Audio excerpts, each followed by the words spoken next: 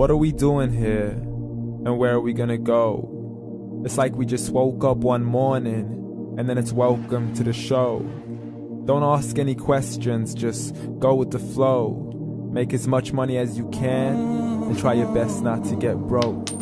Copy everything you see on the TV, from the hairstyles to the clothes, and don't think too often, just do exactly as you're told. And if you ever get confused, then just turn towards the alcohol. You'll still hear your thoughts, then just turn up the radio as you learn to live a lifestyle of drugs, sex, and rock and roll.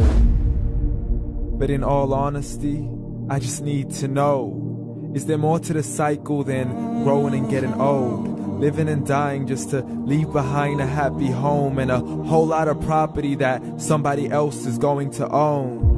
I just really need to know before the casket's closed, 'cause I'm not willing to gamble with my soul, nor am I ready to take any chances. These are just simple life questions, and I'm just searching for some answers. Like, what are we doing here? And what is our purpose? How did we get here, and who made us so perfect? And what happens once we go, or is this world all really worth it? Questions we don't answer because apparently we don't really have to. There's no purpose to this life and our existence is merely natural. Then in that case, please let me ask you, did you create yourself, or was it somebody else who had fashioned you? 'Cause you're a being that's impeccable, faultless and unparalleled. You're a product of supreme intelligence, and I'm merely being rational. For there isn't a camera on this earth that can come close to the human eye, nor a computer that can compete alongside the human mind. And if the whole world was to come together, we wouldn't be able to create a single fly. So many signs, yet we still deny. As science tries to justify that all this could come from none, when it's a simple sum. 0 plus 0 plus 0 cannot possibly ever give you 1. So from where did all this order come? For everything has its origins, a maker, a creator of its own. I mean, the only reason you're watching this video is because somebody had to press upload. So we can believe in the Big Bang, but I'd rather believe in He who caused it to explode. Allah, the creator of everything along with every single soul. The ever-living, the master, the only one who is in control. Unlike his creation, beyond our imagination. And no, he's not a man, nor does he have any partners in association. He's on his own. And no, he did not ever leave us alone. Just like every manufacturer, he left us with an instruction manual. The Quran and Islam, and I'm sorry to jump to conclusions, but it's the only one possible. The only definition of God is the one and only supreme being. It's logical, a book with 0 contradictions, with miracles that are both scientific and historical, all revealed over 1400 years ago.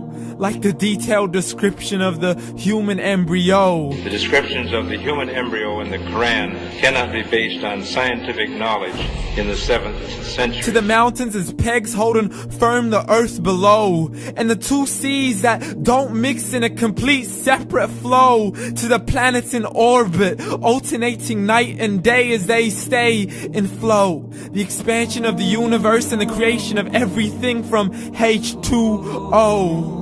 To the stories of the past and the preservation of Pharaoh. To identifying the lowest point in the land where Persia defeated Rome. The gushing fluid that created man in the glands between the ribs and the backbone. And not a word has changed, it's still the same. So please explain how all this was known over 1400 years ago. To a man who couldn't read or write as he would recite whatever the angels spoke. And if you still don't believe, please try to come up with something that's even close. But you can't, so we took God as a mockery and his messengers as a joke. Muhammad could not read or write. How's somebody who can't read or write gonna start a religion? Dismissed his scriptures as legends and tales of the ancient folk, as we live life according to our whims, desires and hopes. saying this life is the only home we will ever know. We will live then die, then simply turn to bones. YOLO! Correction, after the grass dies, the rain arrives and it regrows, and Allah promises to do the same thing to your very soul and bring you back from your very fingertips to your toes, as the all-seeing supreme being watches us so close, and we are surely being tested in our wealth, our health, and our self, and everything that we've been blessed with. So believe, for we will surely be resurrected and be brought back to our Lord and account for every single deed, as He hands us our books and orders us to read. From the bad to the good and everything in between. You yourself are sufficient for your own accountability, so don't be mad at me. You are the one who thought He wouldn't come back to me. I gave you a whole life long to search after me, but you were busy in all that which was temporary. So read, and glad tidings to all those who believed. And if you disbelieve, read. And don't let that day be the first day you find out what your life really means. Read.